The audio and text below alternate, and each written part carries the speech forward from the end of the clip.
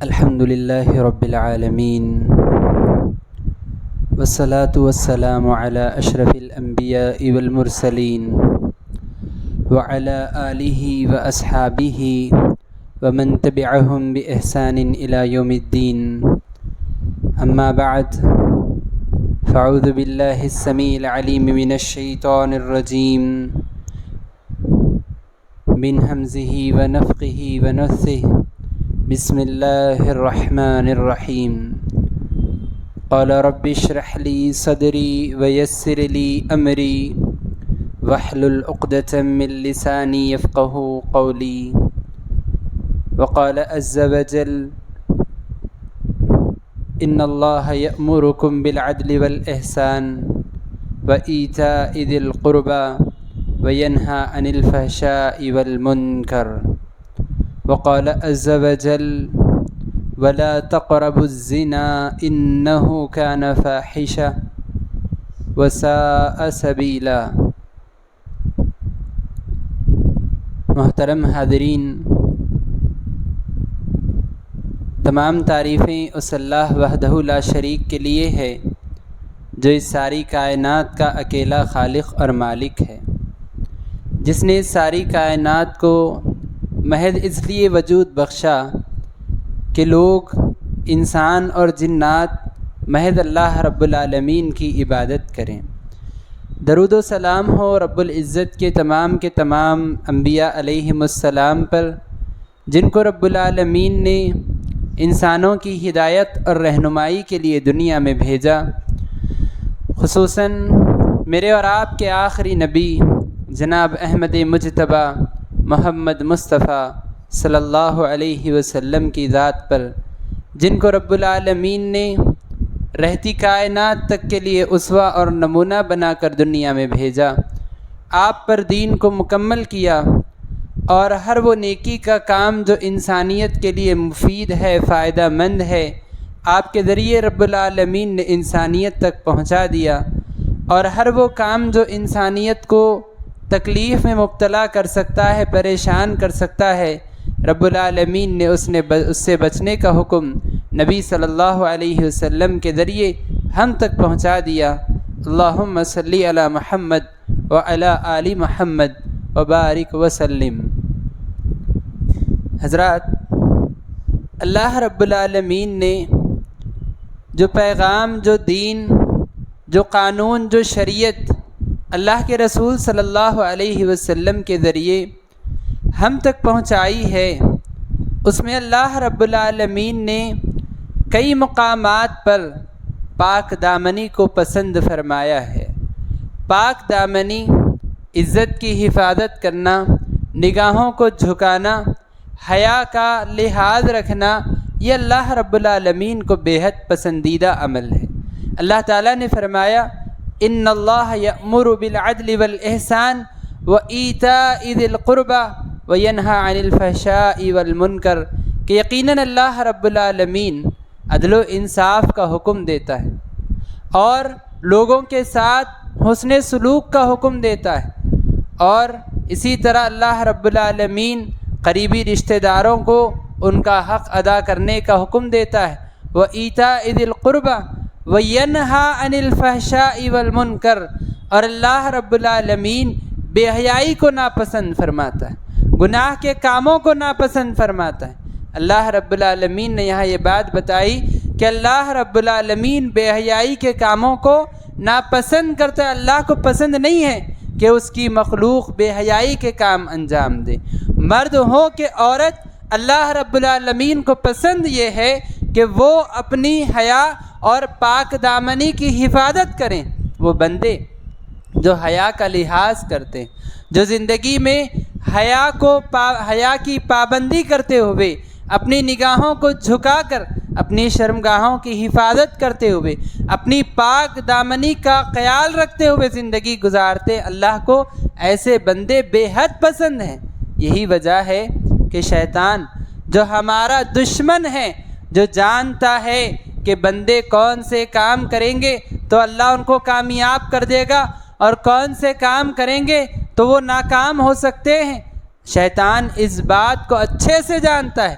اسی لیے شیطان انسانوں کو بے حیائی کے کاموں کا حکم دیتا ہے۔ اللہ تعالیٰ نے سورہ نحل میں فرمایا الشیطان یعیدکم الکفر والفقر ویأمرکم بالفحشاء۔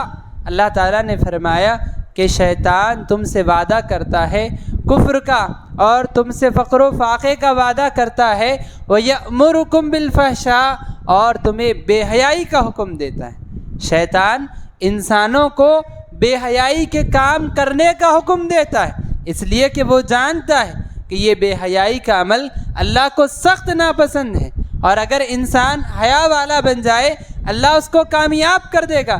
انسان کو ناکام کرنے کے لیے بے حیائی کے کاموں میں مبتلا کرتا ہے، بے حیائی کے راستے پہ شیطان انسان کو چلانے کی کوشش کرتا ہے۔ اور اللہ رب العالمین نے بے حیائی کے جو کام ہیں، اللہ رب العالمین نے انسانوں کو ان تمام کاموں سے بچنے کا حکم دیا جو انسان کو بے حیائی کی طرف لے جاتے، انسان کو بدکاری کی طرف لے جاتے ہیں، انسان کو زنا کی طرف لے جانے والے تمام کاموں سے اللہ نے بچنے کا حکم دیا اور فرمایا وَلَا تَقْرَبُوا الزِّنَا إِنَّهُ كَانَ فَاحِشًا۔ اے لوگوں، بدکاری کے عمل سے، زنا کے کام سے قریب بھی نہ ہونا۔ ایک تو یہ ہے کہ انسان زنا کرے، یہ شریعت میں کبیرہ گناہوں میں سے ہے، یہ بہت بڑے گناہوں میں سے ہے کہ انسان بدکاری کا فعل انجام دے۔ اللہ نے زنا سے تو روکا ہی ہے، ساتھ میں اللہ نے کہا وَلَا تَقْرَبُوا الزِّنَا، زنا کے قریب بھی نہ جانا، یعنی ہر وہ راستہ جو انسان کو زنا کی طرف لے جاتا ہے، ہر اس راستے سے اپنے آپ کو بچانا، ہر وہ کام جو انسان کو اس بے حیائی کے کام کے قریب کرتا ہے اس سے اپنے آپ کو بچا لینا۔ وَلَا تَقْرَبُوا الزِّنَا إِنَّهُ كَانَ فَاحِشًا، اس لیے کہ یہ بدکاری کیا ہے؟ یہ بے حیائی ہے، یہ بدکاری بے حیائی ہے، اور اللہ رب العالمین کو بے حیائی پسند نہیں ہے۔ اللہ کو حیا پسند ہے، اللہ کو پاک دامنی پسند ہے، اللہ کو اپنی نگاہوں کو جھکانے والے انسان پسند ہیں۔ اللہ رب العالمین حیا کو بہت اپنے نزدیک محبوب رکھتا ہے۔ اللہ کے نبی صلی اللہ علیہ وسلم، ایک حدیث میں اللہ کے نبی صلی اللہ علیہ وسلم نے فرمایا الایمان بضع وستون شعبہ، صحیح بخاری کی حدیث ہے، اللہ کے نبی صلی اللہ علیہ وسلم نے فرمایا ایمان کے 60 سے بڑھ کر شعبے ہیں، ایمان کے 60 سے بڑھ کر حصے ہیں۔ اور اللہ کے نبی نے پھر فرمایا والحیاء شعبۃ من الایمان، بہت سارے حصے ہیں ایمان کے، بہت سارے کام ہیں ایمان کے، اور ان تمام ایمان کے حصوں میں الحیاء شعبۃ من الایمان، حیا ایمان کا ایک اہم ترین حصہ ہے۔ جس انسان کے اندر حیا ہوگی، جس انسان کے اندر پاک دامنی ہوگی، اس انسان کے اندر ایمان کا بڑا حصہ اس کے اندر داخل ہو جائے گا۔ اللہ کو حیا کرنے والے بندے، پاک دامنی اختیار کرنے والے اللہ کو بے حد پسند ہیں۔ اللہ کے نبی صلی اللہ علیہ وسلم نے نگاہوں کی حفاظت کرنے والے، نگاہوں کو بے حیائی سے بچانے والوں کی اتنی بڑی فضیلت بتائی، اتنا بڑا اجر و ثواب بتایا۔ اللہ کے نبی صلی اللہ علیہ وسلم نے فرمایا عینانی لن تمسہم النار، اللہ کے نبی نے فرمایا کہ دو ایسی آنکھیں ہیں کہ اللہ رب العالمین کی بنائی ہوئی جہنم ان آنکھوں کو چھوئے گی بھی نہیں۔ سبحان اللہ، کتنی بڑی بات ہے کہ اللہ رب العالمین کی جہنم ان دو آنکھوں کو چھوئے گی بھی نہیں، یعنی جہنم کا عذاب اس کی آنکھوں کو نہیں ہوگا۔ کس انسان کی آنکھیں؟ اس میں سے پہلا اللہ کے نبی نے ذکر کیا عین غضت عن محارم اللہ، ایسی آنکھ جو اللہ کی حرام کردہ چیزوں کو دیکھنے سے اپنی نگاہوں کو جھکا لیتی۔ وہ انسان جو اپنی آنکھوں کو، اپنی نگاہوں کو حرام مناظر کو دیکھنے سے جھکا لیا کرتا تھا، اپنی نگاہوں کی جو حفاظت کرتا تھا، اپنی نگاہوں کو جو انسان حیا اور پاک دامنی کا حکم دیتا تھا، ایسے انسان کی نگاہوں کو، ایسے انسان کی آنکھوں کو اللہ قیامت کے دن جہنم کی آگ سے بچا لے گا۔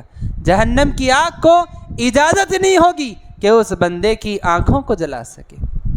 اور اسی طرح آپ نے مشہور حدیث سنی ہوگی کہ جو انسان پاک دامنی اختیار کرنے والا ہے، اللہ کے نبی صلی اللہ علیہ وسلم نے فرمایا سبعۃ یظلھم اللہ فی ظلہ یوم لا ظل الا ظلہ۔ اللہ کے نبی صلی اللہ علیہ وسلم نے فرمایا قیامت کے دن 7 قسم کے لوگ ایسے ہوں گے کہ اللہ ان کو اپنے عرش کے سائے میں جگہ نصیب کرے گا، جس دن کہ کوئی سایہ نہیں ہوگا، جس دن کسی چیز کا سایہ انسانیت کو میسر نہیں ہوگا۔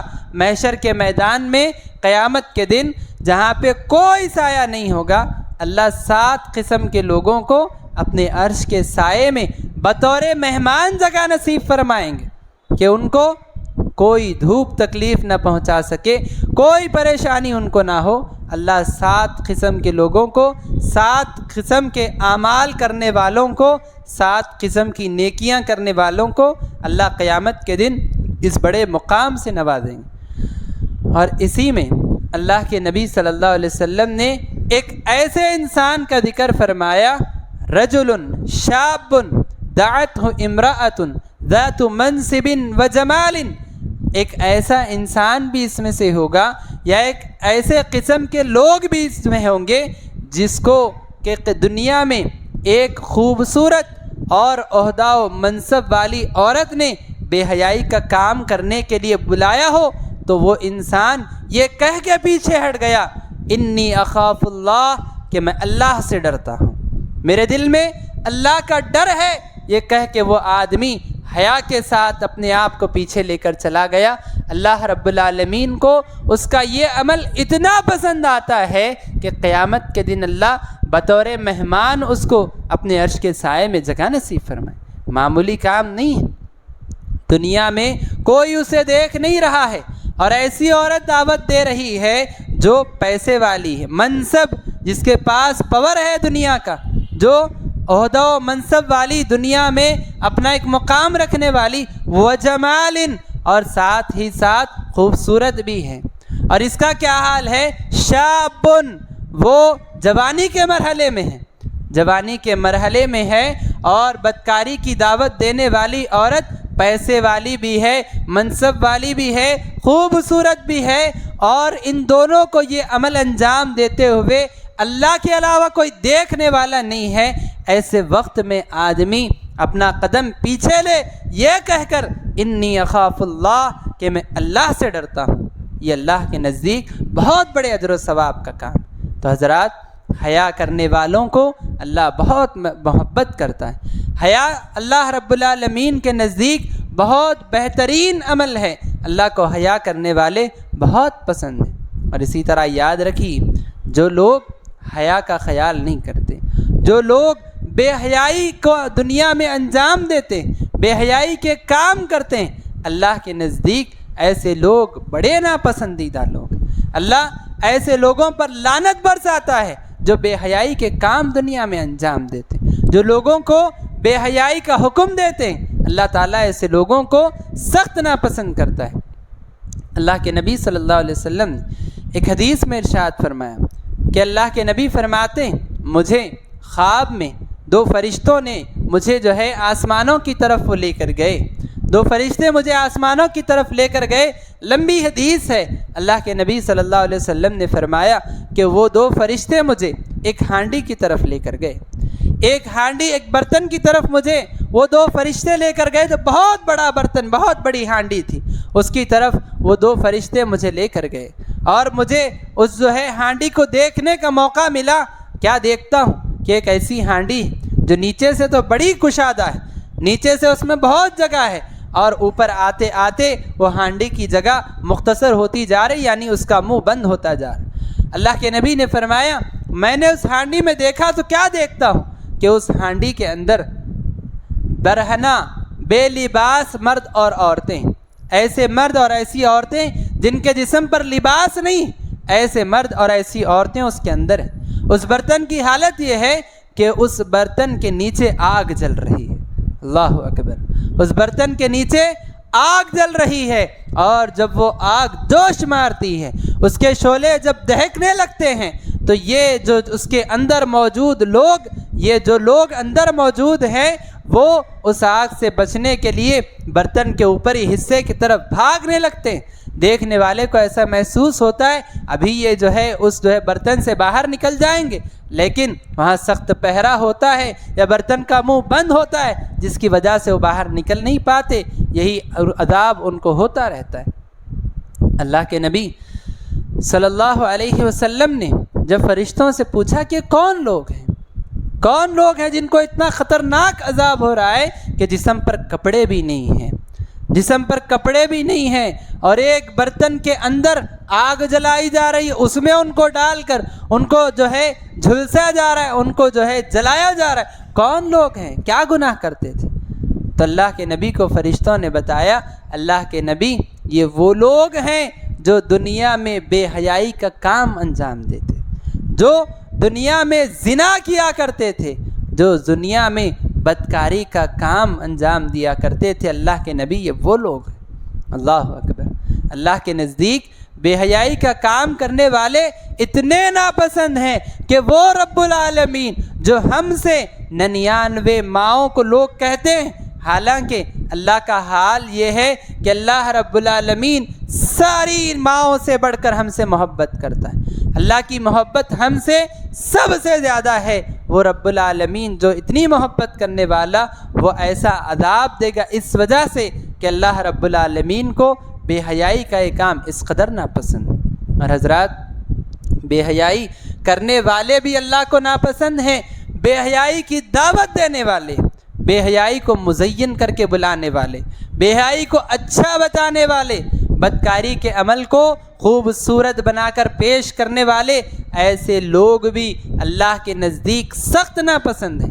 اللہ رب العالمین نے فرمایا ان الذین یحبون ان تشیع الفاحشۃ فی الذین آمنوا لہم عذاب علیم فی الدنیا والآخرہ۔ اللہ رب العالمین نے فرمایا کہ یقیناً وہ لوگ جو یہ چاہتے ہیں کہ مومنوں میں بے حیائی عام ہو جائے، مومنوں میں بے حیائی عام ہو جائے، جو لوگ یہ چاہتے ہیں، لہم عذاب علیم فی الدنیا، ایسے لوگوں کے لیے دنیا میں بھی سخت ترین عذاب ہے، لہم عذاب علیم فی الدنیا والآخرہ، اور آخرت میں تو بڑا عذاب ان کا انتظار کر ہی رہا ہے۔ حضرات، جو لوگ دنیا کے لوگوں کو بے حیائی میں مبتلا کرنا چاہتے ہیں، دنیا میں بھی ان کو بدترین عذاب، آخرت میں بھی ان کو بدترین عذاب۔ اس کی اگر آپ زندہ مثال دیکھنا چاہتے ہیں، وہ اداکار، وہ ایکٹرز، وہ ایکٹریسز جو فلموں کے ذریعے، ٹی وی سیریلز کے ذریعے لوگوں میں بے حیائی کو عام کر رہے ہیں، ان کی زندگیاں پڑھ کر دیکھیے۔ پردے پر جو ان کو دکھایا جاتا ہے وہ چھوڑیے، ان کی زندگیوں میں کیا ہوتا ہے وہ آپ پڑھ کر دیکھ لیجئے۔ کتنے ان میں سے ایسے ہوتے ہیں اپنی زندگی سے بیزار، ہمیشہ نشے میں پڑے رہتے ہیں۔ کتنے ان میں سے ایسے ہیں جو اپنی زندگی سے اتنے بیزار ہو جاتے ہیں خودکشی کر لیتے ہیں، اپنی جان قربان کر دیتے ہیں۔ وہ لوگ جن کو دیکھ کر دنیا بے حیائی کا سبق سیکھتی ہے، اللہ نے ان کی زندگیوں کو اتنا خطرناک بنا دیا ہے، وہ اپنی زندگی جی نہیں پاتے، وہ اپنی زندگی سے اتنے بیزار ہیں، ہوش میں نہیں رہنا چاہتے، وہ نشے میں رہنا چاہتے ہیں، اور کبھی اتنے بیزار ہو جاتے ہیں اپنی زندگیوں سے کہ اپنی زندگی کو ختم کر کے موت کو گلے لگا لیتے ہیں۔ اللہ رب العالمین کا یہ عذاب ہے جو بے حیائی کو پھیلانے والے لوگوں پر نازل ہوتا ہے۔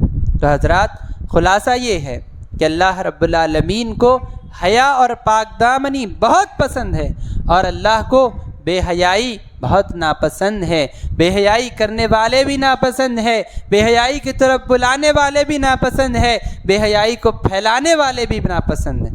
اور اسی لیے اللہ رب العالمین نے اپنی شریعت میں، قرآن و حدیث میں اللہ نے ایسے احکام بتائے ہیں کہ جس کو اپنا کر معاشرہ، افراد حیا کی زندگی گزار سکتے ہیں، بے حیائی سے اپنے آپ کو بچا سکتے ہیں۔ یہاں ایک بہت اہم بات میں آپ کو بتانا چاہتا ہوں۔ آج ہم میں سے ہر کوئی یہ بات جانتا ہے کہ ہمارا معاشرہ بے حیائی میں مبتلا ہے۔ ہمارے معاشرے میں ہر طرف بے حیائی عام ہے، ہر طرف بے حیائی کی دعوت دینے والے موجود ہیں۔ سوشل میڈیا سے لے کر ہمارے بچوں کے تعلیمی سلیبس سے لے کر دنیا کے ہر طرف سے ایک تو شیطان ہے، ایک ہمارا نفس ہے، اور ایک یہ بگڑا معاشرہ ہے۔ ہر طرف سے بے حیائی کی دعوت دنیا میں عام ہے، بے حیائی کے کام انجام دیے جا رہے ہیں۔ لیکن حضرات یاد رکھیے، اللہ کے نبی صلی اللہ علیہ وسلم جب اس دنیا میں آئے، اس وقت دنیا میں بہت بے حیائی تھی۔ اس وقت دنیا میں ہر طرف بے حیائی پھیلی ہوئی تھی، اور وہ لوگ جو پاک دامنی اختیار کرنے والے، جو بے حیائی سے اپنے آپ کو بچانے والے تھے، انگلیوں پر گنے جا سکتے تھے۔ آج تو پھر بھی حیا اور پاک دامنی اختیار کرنے والوں کی بڑی تعداد ہے، لیکن اس زمانے میں انگلیوں پر گنی جا سکتی تھی تعداد ان لوگوں کی جو اپنے آپ کو بے حیائی سے بچانے والے۔ لیکن اللہ کے نبی صلی اللہ علیہ وسلم جب شریعت کو لے کر آئے، قرآن و حدیث کو لے کر آئے، 23 سال کی مختصر مدت میں اللہ کے نبی صلی اللہ علیہ وسلم نے ایسا انقلاب برپا کیا، ایسا بدلاؤ پیدا کیا کہ وہ معاشرہ بے حیائی میں گرفتار تھا، یہ معاشرہ حیا اور پاک دامنی کا ثبوت بن گیا۔ یہ معاشرہ حیا اور پاک دامنی کا نمونہ بن گیا۔ وجہ کیا تھی؟ وجہ اسلامی شریعت کے احکام تھے جس پر صحابہ نے عمل کیا۔ اللہ کے نبی نے احکام شریعت صحابہ کو بتائے، صحابہ نے اس کو قبول کیا، اس پر عمل کیا، جس کی وجہ سے بے حیائی ایک طرف ختم ہوئی اور ایک طرف حیا اور پاک دامنی دنیا میں عام ہوتی چلی گئی۔ تو حضرات آج میں آپ کے سامنے حیا اور پاک دامنی کو اپنانے کے لیے شریعت نے جو راستے ہمارے سامنے رکھے ہیں، مختصر وقت میں چند اہم باتیں اس کے متعلق میں آپ کے سامنے رکھنے کی کوشش کروں گا۔ سب سے پہلے حضرات، بے حیائی کو ختم کرنے کے لیے شریعت نے بے حیائی سے بہتر چیز، حیا کو باقی رکھتے ہوئے انسان اپنی خواہشات کو کیسے مکمل کرے، شریعت نے اس چیز کو پروموٹ کیا ہے۔ انسان بے حیائی کیوں کرتا ہے؟ اپنے نفس کی خواہش کو مکمل کرنے کے لیے۔ مرد ہے، اس کے دل میں اللہ نے عورت کی محبت رکھی ہے، وہ اس محبت کو مکمل کرنے کے لیے اپنے نفس کے اس جذبے کو سکون پہنچانے کے لیے بے حیائی میں مبتلا ہوتا ہے۔ عورت ہے، اللہ نے اس کے دل میں مرد کی محبت رکھی ہے، اس جذبے کو مکمل کرنے کے لیے وہ بے حیائی میں مبتلا ہوتی۔ تو شریعت نے اس جذبے کو صحیح رخ دیا، اور اس کے لیے شریعت نے صحیح راستہ نکاح بتایا، اور نکاح کو شریعت نے اس قدر پروموٹ کیا، اللہ تعالیٰ نے فرمایا وَأَنْكِحُوا الْأَيَامَ مِنْكُمْ کہ اے مومنو، اپنے اندر موجود جو لوگ ابھی تک نکاح نہیں کیے ہوئے ہیں ان کا نکاح کراؤ، یہ تمہاری ذمہ داری ہے۔ معاشرے میں جن لوگوں کا نکاح نہیں ہوا، اللہ تعالیٰ نے یہ حکم دیا کہ معاشرے کے وہ لوگ جن کا ابھی نکاح نہیں ہوا ہے ان کا نکاح کراؤ۔ اور اگر ایسا ہو کہ یہ لوگ اگر فقر و فاقے والے ہیں، ان کے پاس کچھ کھانے پینے کے لیے نہیں ہے، تو کیا کیا جائے؟ اللہ تعالیٰ نے فرمایا إِن يَكُونُوا فُقَرَاءَ يُغْنِيهِمُ اللَّهُ مِن فَضْلِهِ اگر وہ محتاج ہیں تو تم فکر مت کرو۔ إِن يَكُونُوا فُقَرَاءَ اگر یہ لوگ محتاج ہیں، يُغْنِيهِمُ اللَّهُ مِن فَضْلِهِ اللہ اپنے فضل سے ان کو بے نیاز کر دے گا۔ بعض علماء نے کہا کہ لوگ آج ہمارے معاشرے میں یہ بات سوچتے ہیں کہ لڑکا خود کمانے کے قابل نہیں ہے، ابھی اسٹیبل نہیں ہے، جیسے ہمارے زمانے میں کہا جاتا ہے ابھی اسٹیبل نہیں ہے، ابھی سیٹل نہیں ہوا ہے، یہ اگر لڑکی کو شادی کر کے لائے گا اسے کیا کھلائے گا؟ تو علماء نے بڑی بہترین بات کہی کہ وہ اللہ جو اس لڑکی کو اس کے باپ کے گھر میں کھلا رہا تھا اس کے شوہر کے گھر میں بھی کھلائے. اللہ کا وعدہ ہے تم نکاح کرو، ان یکونوا فقراء، اگر وہ محتاج ہوں گے، یغنیہم اللہ من فضلہ، اللہ اپنے فضل سے ان کو بے نیاز کر دے گا. اللہ کا یہ وعدہ ہے، نکاح کرو اللہ بے نیازی دے گا. اللہ رب العالمین نے مالداری کو نکاح میں رکھا ہے، اور شیطان کا یہ دھوکہ کہ شیطان لوگوں کو ڈراتا ہے کہ نکاح کرو کہ کنگال ہو جاؤ. اللہ وعدہ کر رہا ہے نکاح کرو اللہ بے نیاز کرے گا، اللہ مالداری دے گا. شیطان یہ دھوکہ دے رہا ہے نکاح کرو گے کنگال ہو جائے گے. آج ہمارے معاشرے کے نوجوان جن کا ابھی نکاح نہیں ہوا اور ماشاءاللہ جو اس لیول پر ہے، خود کھا سکتے ہیں، بیوی کو کھلا سکتے ہیں، 25,000 20,000 تنخواہ کمانے والے، ان سے آپ کہیے نکاح کر لو، کیا کہیں گے؟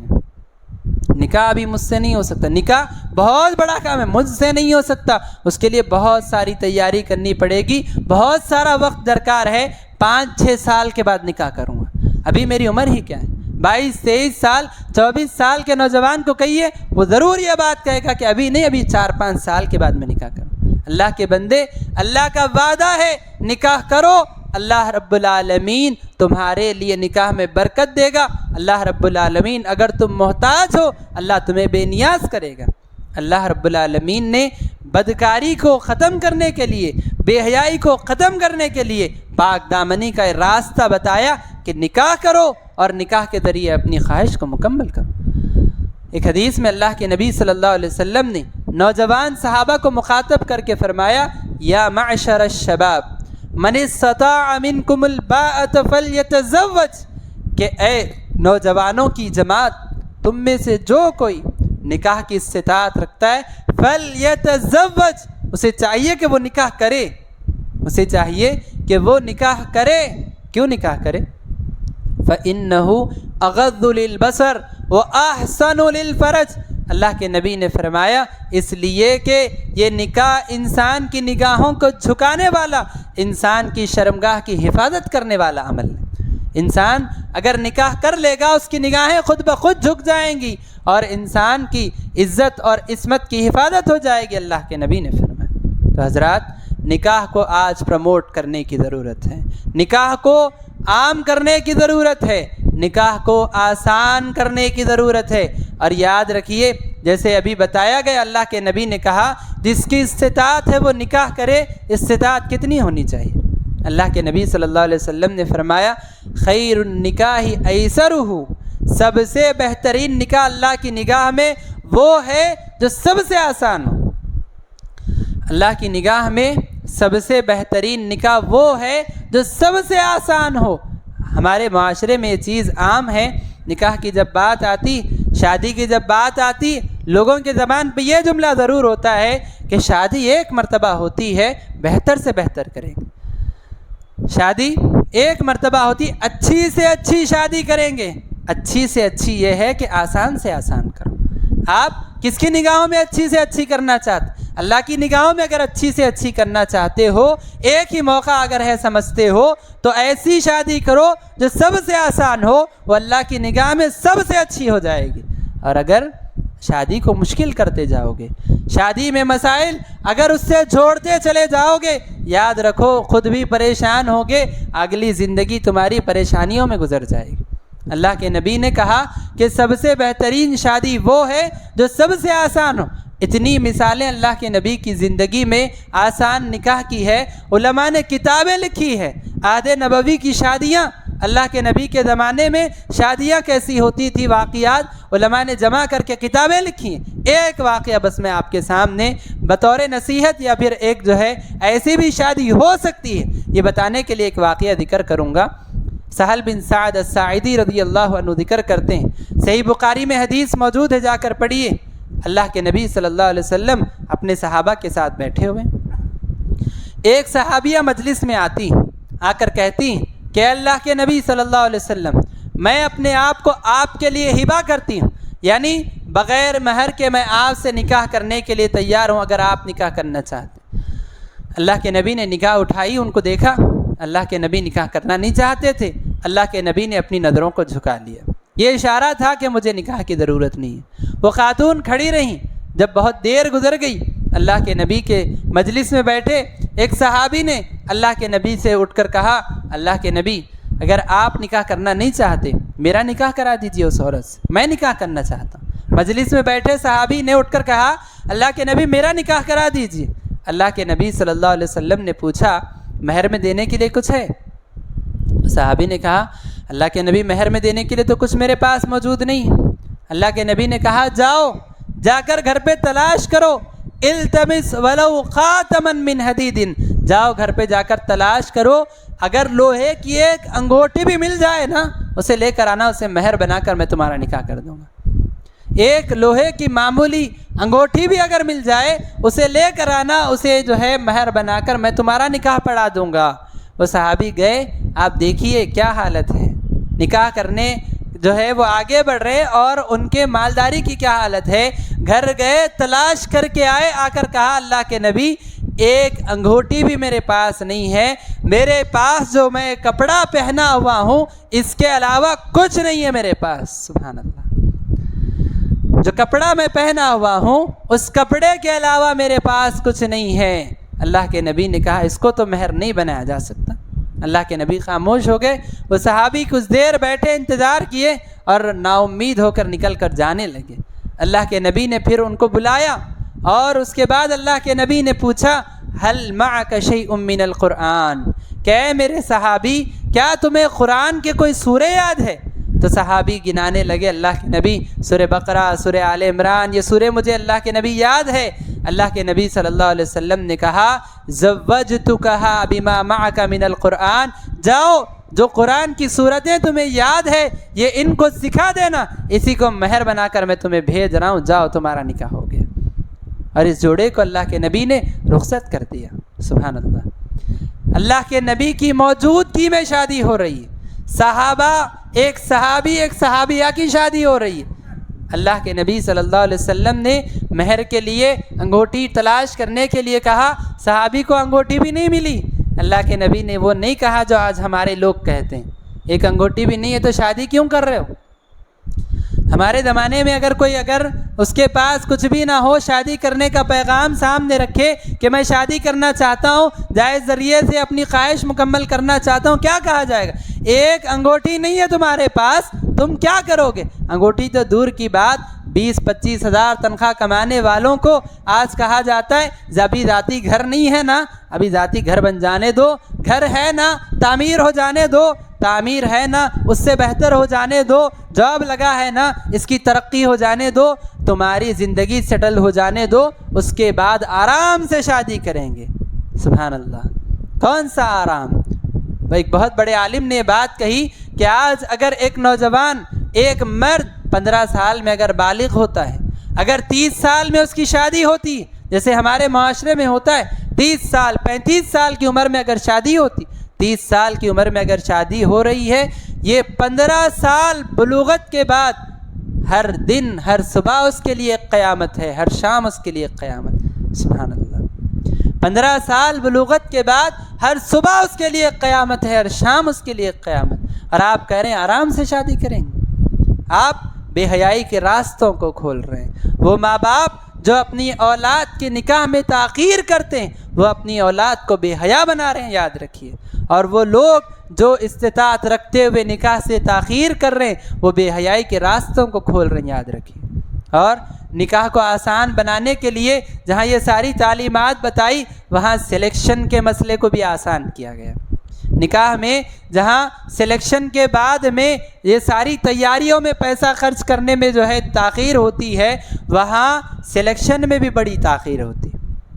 اب مان لیا جائے کہ اسٹیبل ہو گئے یا لڑکی کی تعلیم مکمل ہو گئی، اب نکاح کرنا چاہتے ہیں، اب نکاح کا ارادہ ہوا ہے، 3 سال 4 سال 5 سال لگا دیں گے لڑکا ڈھونڈنے میں یا لڑکی ڈھونڈنے میں۔ رشتے تو بہت سارے آ رہے ہیں لیکن ہمارے حساب کے نہیں مل رہے۔ اللہ اکبر، اللہ کے نبی نے کیا پیمانہ ذکر کیا، رشتہ دیکھنے میں کیا چیزیں اللہ کے نبی نے ذکر کی۔ اللہ کے نبی صلی اللہ علیہ وسلم نے لڑکے کا رشتہ دیکھنے میں اللہ کے نبی صلی اللہ علیہ وسلم نے فرمایا، اذا جاءکم من ترضون خلقہ ودینہ فزوجوہ، اللہ کے نبی نے فرمایا اگر ایسا رشتہ تمہارے سامنے آئے لڑکے کا، اب تمہاری لڑکی کے لیے جس کے دین سے تم راضی ہو، جس کے اخلاق سے تم راضی ہو، فزوجوہ، تو اپنی بیٹی کا نکاح کرا دو۔ اخلاق اچھے ہیں، لوگوں کے ساتھ میل ملاقات معاملات میں وہ اچھا ہے، اور اسی طرح دیندار ہے، یہ دو چیزیں دیکھو نکاح کرا دو۔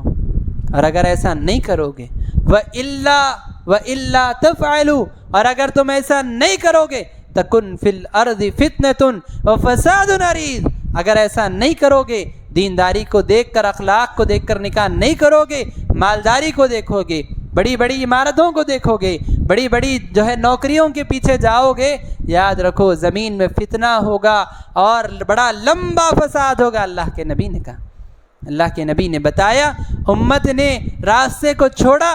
آج آپ حالت دیکھ لیجئے کیا ہے، آج حالت کیا ہے آپ دیکھ لیجئے۔ ماں باپ کو معلوم ہے، ماں باپ کو معلوم ہے لڑکی کسی لڑکے سے بات کرتی ہے، ماں باپ کو معلوم ہے، پھر بھی خاموش ہے۔ کیوں؟ تعلیم مکمل ہو جانے دو، اچھے رشتے آئیں گے۔ ماں باپ کو معلوم ہے لڑکا کسی لڑکی سے بات کرتا ہے، پھر بھی ماں باپ خاموش ہے۔ کیوں؟ ابھی تھوڑا جاب لگ جانے دو، گھر بن جانے دو، اس کے بعد سوچیں گے نکاح کا۔ سبحان اللہ، کتنے ایسے آج معاملات ہیں، لڑکا لڑکی جو تعلقات میں آتے ہیں، ایک دوسرے سے جو بات کرنے والے ہیں، کتنے ایسے ہیں جن کا نکاح نہیں ہو پاتا۔ کئی ایسے ہوتے ہیں بھاگ کر شادی کر لیتے ہیں، اس کے بعد والدین فکر کرتے ہیں ہمارے گھر کی عزت کو نیلام کر دیا۔ آپ کیا کر رہے تھے؟ اتنے دن سو رہے تھے، آپ کو معلوم تھا۔ یاد رکھیے کوئی بھی فتنہ یا کوئی بھی مسئلہ اچانک سے نہیں پنپتا، ایک وقت لگتا ہے، ایک مدت گزرتی ہے اس پر، اس کے بعد کچھ ہوتا ہے۔ تو حضرات بتانے کا مقصد یہ ہے کہ اسلام نے نعم البدل کے طور پر نکاح کو پیش کیا۔ نکاح کو معاشرے میں جتنا آسان بنایا جائے گا اس قدر دنیا سے بے حیائی دور ہوتی چلی جائے گی اور حیا دنیا میں آتی چلی جائے گی۔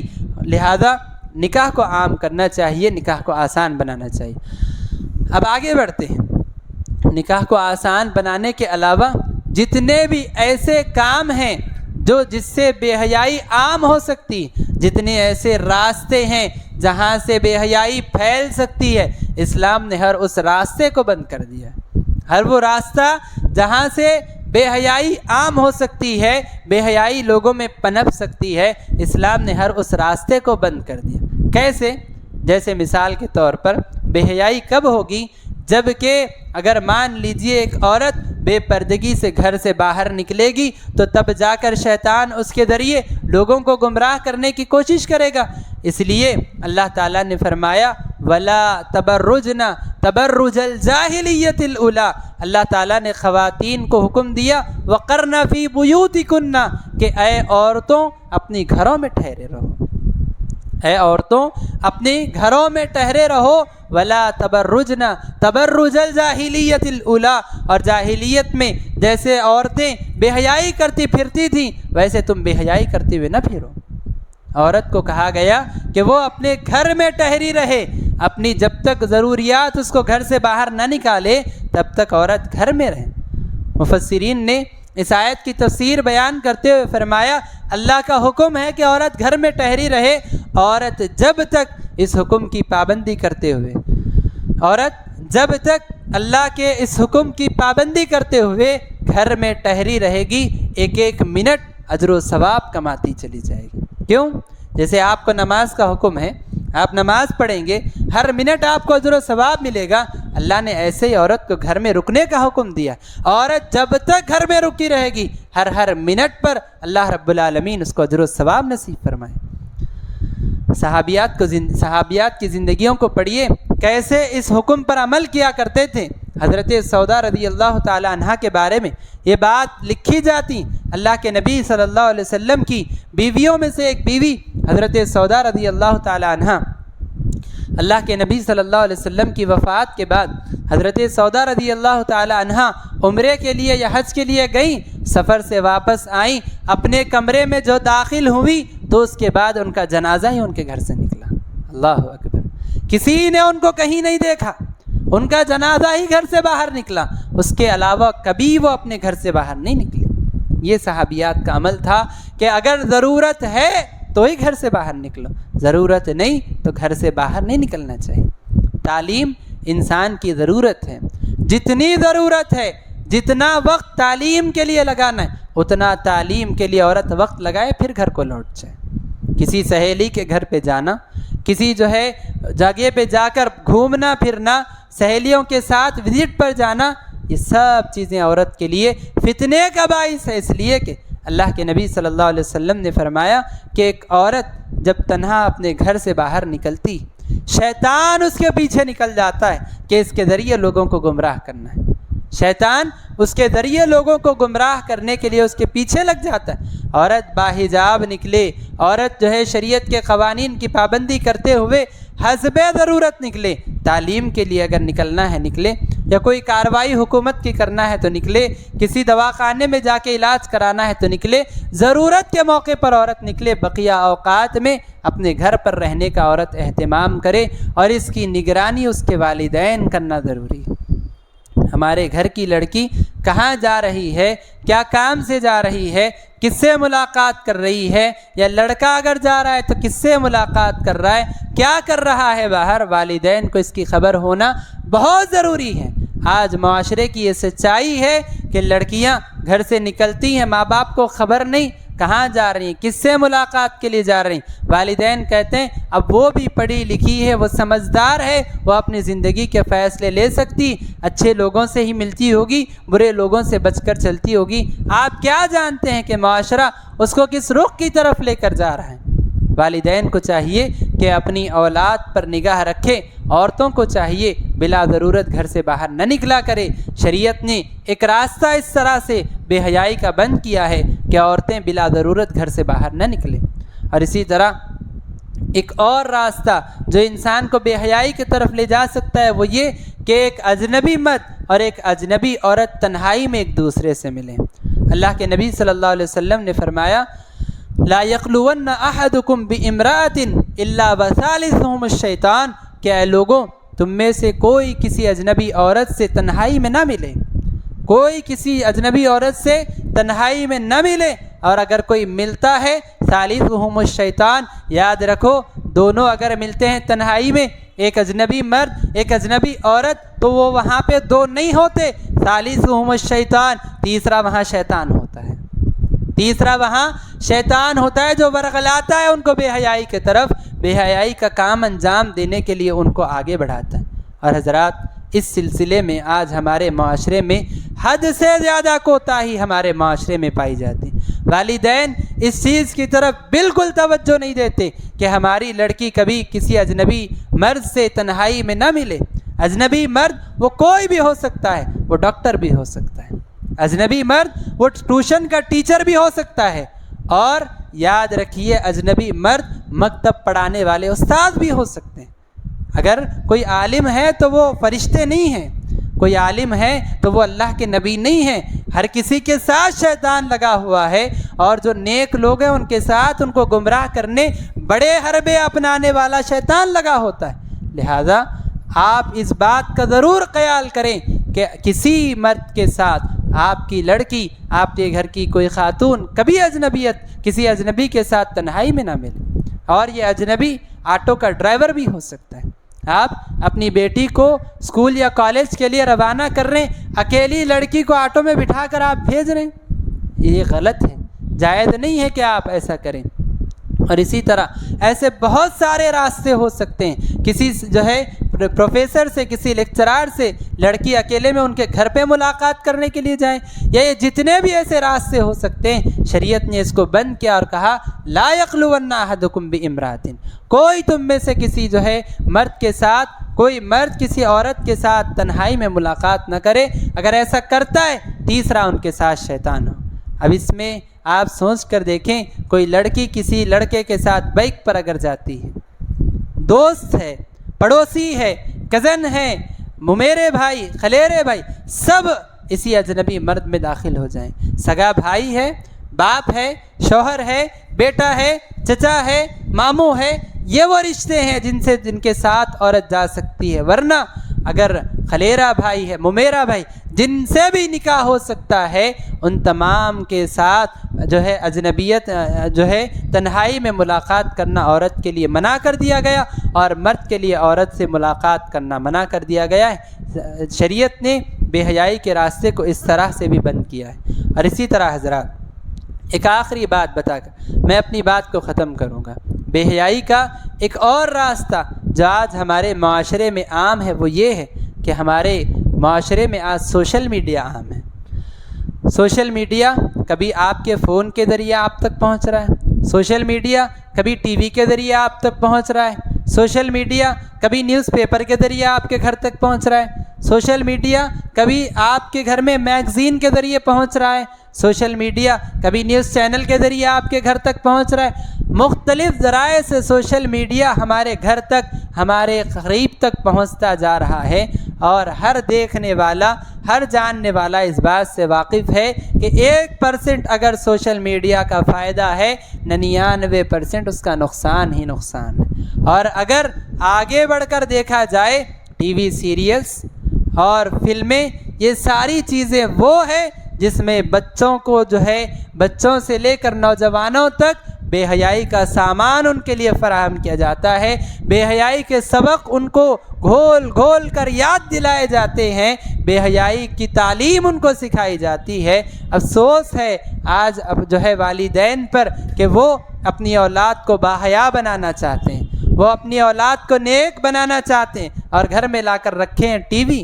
یہ ٹی وی نہیں ہے، یہ بے حیائی کا راستہ ہے جو آپ نے اپنے گھر میں کھول رکھا ہے۔ آپ اپنے بچوں کو سمجھتے ہیں کہ ہمارے بچے بڑے دیندار ہیں، ہماری لڑکی برقع پہن کر نکلتی ہے تو یہ بڑی جو ہے دیندار ہے، ہمارا لڑکا اگر ٹوپی پہن کر مسجد کو نماز پڑھنے آتا ہے بڑا دیندار ہے۔ یاد رکھیے آج یہ معاشرے کی سچائی ہے کہ باحجاب لڑکیاں جو ٹی وی دیکھنے کی عادت جو ہے عادی ہیں، وہ ظاہر میں تو باحیا ہیں لیکن ان کے دل بے حیا ہو چکے ہیں۔ وہ ظاہر میں باحیا نظر آتے ہیں لیکن دلوں میں بے حیائی عام ہو چکی ہے۔ ظاہر میں کئی لوگ دیندار نظر آتے ہیں لیکن دل بے حیا ہو چکے ہیں۔ وجہ کیا؟ یہی سوشل میڈیا۔ اور الزام آپ اپنی اولاد کو نہیں دے سکتے، الزام آپ پر لگتا ہے کہ آپ نے یہ چیزیں مہیا فرمائی۔ نہیں، بچے نہیں سنتے۔ بچے اگر نہیں سنتے آپ ان کے ہاتھ میں چاقو دے دیں گے ان کو کاٹنے کے لیے، آپ گن لا کے دے دیں گے ان کے ہاتھ میں کہ لو اپنے آپ کو مار کر ختم کر لو۔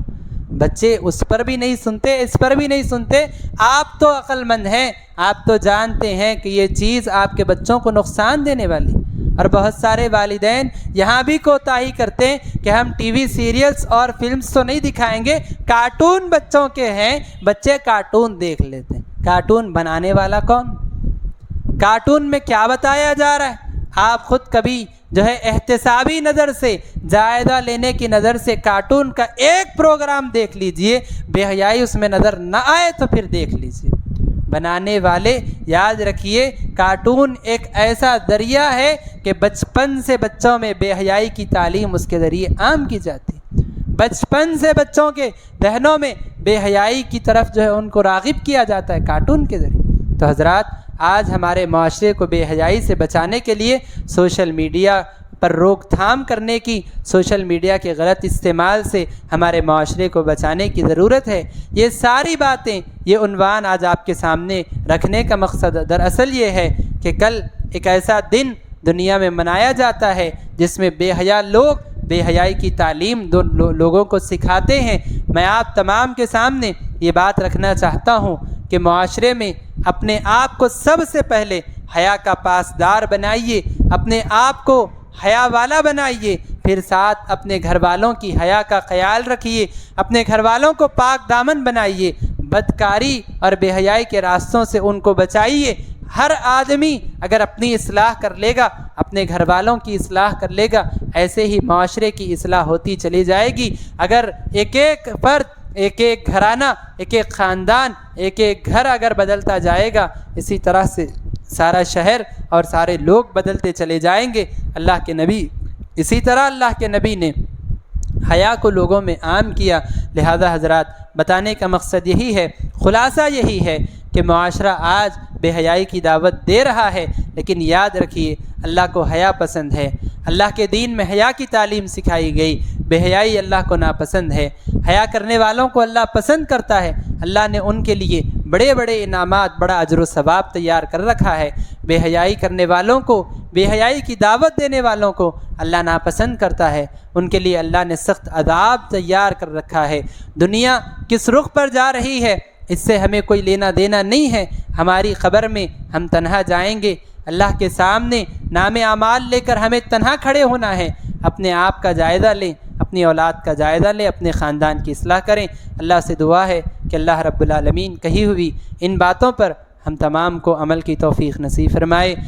اللہ رب العالمین سب سے پہلے ہمیں حیا اور پاک دامنی اختیار کرنے والا بنائے، اور اسی طرح اپنے خاندانوں کی اصلاح کرنے کی رب العالمین ہمیں توفیق نصیب فرمائے۔